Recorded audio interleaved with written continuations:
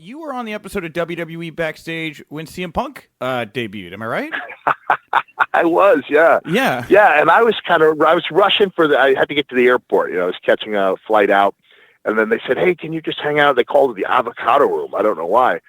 And all of a sudden I hear, that iconic music. And I was like, what the blank? And then I see Punk returning. Like, I had no idea. I was a guest on the show. I had no idea he was going to be there. And I have to imagine at some point, we all come back, It's like Godfather 3 when Michael Corleone says, just when I think I'm out, they drag me back in. Like, I have to think or hope that there's at least one more big match left for Punk. What do you think that match is? Him and Hunter? I mean, all things considered. Oh man, that's an easy one, right? That's yeah. You just turn the dial up on reality a little bit.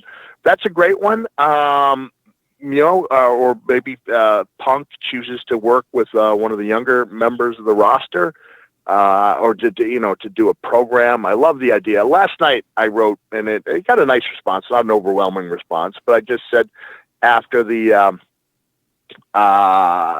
match with Roderick Strong and I'm going to call him Patrick Clark. He's a Velveteen Dream. Right. I said wrestling at its best is not about wins or losses or even titles. It's about rivalries. And I think we forget that sometimes, that it's the marriages, as we call them, the rivalries that really should propel the storylines. Because you can get 2 or 3 hot feuds going in addition to your title matches. Now you got the makings of a supercard. If everyone's just waiting on, making the title, if they're basing the importance of the match on what title's at stake, then you're limited in